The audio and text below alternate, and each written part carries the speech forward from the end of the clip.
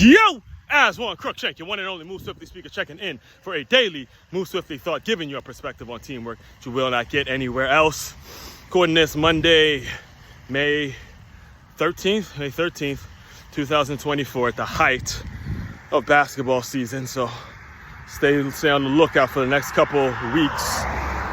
You'll hear a lot of basketball analogies or ways in which, one of the things I do, one of my money-making skills is making sure I'm using the teamwork lessons that are taught in sports and applying it to your business, applying it to your staff, your employees, to teach them the intrapreneur mindset, which is what high-stakes sports, highly popularized sports teaches you, whether it's football, basketball, more in particular football, basketball, because those are the two sports I know the most about.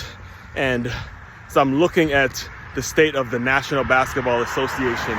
It truly is disheartening. It really is. It's truly, truly disheartening. Now, let's just start with the things I love about it. I love the fact that there are teams that are in the smaller markets, Utah, Denver, not necessarily Utah, but Denver, Cleveland, Indiana. I love the fact that Minnesota, they're teams that are now competing for championships. It's not sticking to even though I'm a big Miami Heat fan, it is nice to see, teams from the smaller markets like Milwaukee and things of that nature make a splash and, just be relevant in the NBA. Because growing up, you never got a chance to really look at the small market teams like that. Like I said, the Utah Jazz had a bit of a run back with Karl Malone and John Stockton, but obviously that was overshadowed with that Black Jesus, Mr. Airness. That was overshadowed because that was during his time and his legacy, right? So, all that being said, like I said, that's the parts I like about it. Here's what I'm going to talk about today. Here's what today's Move Swiftly thought is all about. How, again, one of the things I do is I show you a issue, show you a problem, then I present a solution to this problem, right?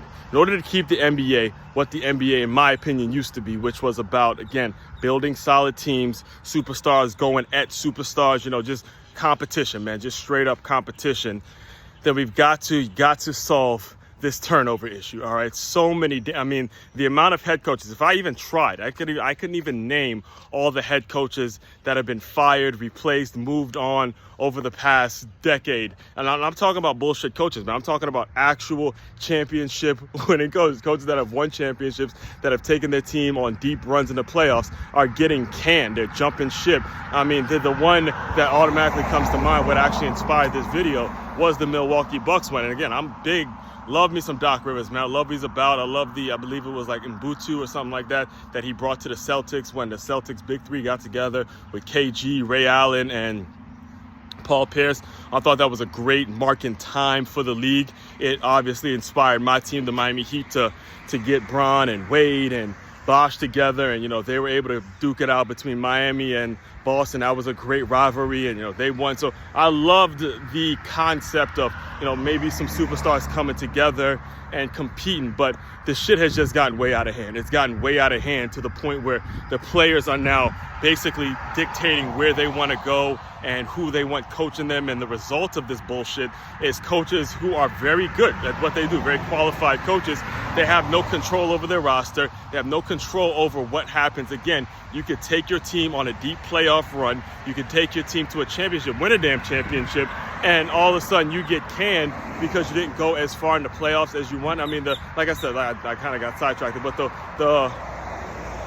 issue, or the main thing I think that the NBA needs to pay attention to, that really caught my attention, is what happened in Milwaukee. Again, maybe was it 3 or 4 years ago now, if I'm not mistaken, they won a championship. All right? They did it. They fucking did it. Like my man Giannis said in the trophy presentation, we fucking did it, man. We fucking did it. We fucking did it, man.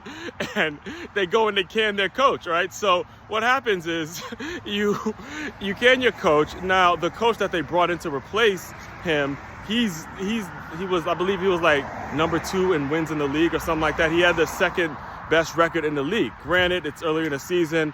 They're not a big fan of, I guess they weren't a big fan of how they were playing defense, but he was putting up dubs. You know, they were getting wins on the board, and then they go and replace him with Doc Rivers. And now Doc Rivers, again, who's supposedly supposed to be the guy. I don't know why it is he's revered or looked at as such a legendary coach. Not to say that he's a bad coach, but think about it. The only championship has come from that year with KG, Ray Allen, and Paul Pierce. All right, so I don't see why he gets looked at as if he's damn Phil Jackson. He's not. All right, he doesn't have enough championships to be looked at as a Phil Jackson or as an Erik Spoelstra, in my personal opinion. But they get rid of him, they bring in Doc Rivers, and then they get their ass beat in the first round. They get their ass beat in the first. I don't care. You know, you can say all you want about the injuries and who played and who didn't play. At the end of the day, if Doc Rivers is that guy, if he's really that dude, then again, you got to fix that shit. You got to pull the team together, and you got to put a win up. You got to, you know, at least win one damn series if you were going to replace a guy who clearly was getting his team wins. All right, and that issue. Then you got the situation with the Lakers. You got the situation, I believe it's with the Sixers. I think they let their guy go as a one and done. Then Phoenix lets its guy go. You know, again, the whole thing is a mess. And when you have this much turnover, the reason I'm bringing all this to your attention is because as you apply it to your business, when you have this much turnover in your business, it leads to a very diminished product. The product becomes very, very watered down. It makes it look like the folks who are running the show just don't know what they're doing. And this is why you got to take a very important lesson that you can take from the NBA. Don't be like this. Do not go into a situation where you're putting guys in that aren't lasting for a long time, where you're letting, again, the players are the ones who are the products. The players are the talent. The players are who people come to see. Granted, but they're not the ones making the decisions on who plays and who doesn't. They should not be the one, at least. They should not be the ones making decisions on business matters and how the foundation of the business is going to work and how the overall team is going to work. And when you have that in your business, you're going to see a very diminished and watered down product, because you're going to be constantly looking for a fall guy, blaming this one with this title and deciding, okay, I'm going to let this one go, I'm going to let that one go, I'm going to let this one go. And all of a sudden, soon enough, people will be turned off by your product and by your business, and they'll just try to move on to something else. Again, this is a very critical, in my opinion, it's a very critical time in the NBA, especially with NIL and the way the G League is turning out, and how even in the college level you see the mess that is, the amount of turnover that is going on in that level.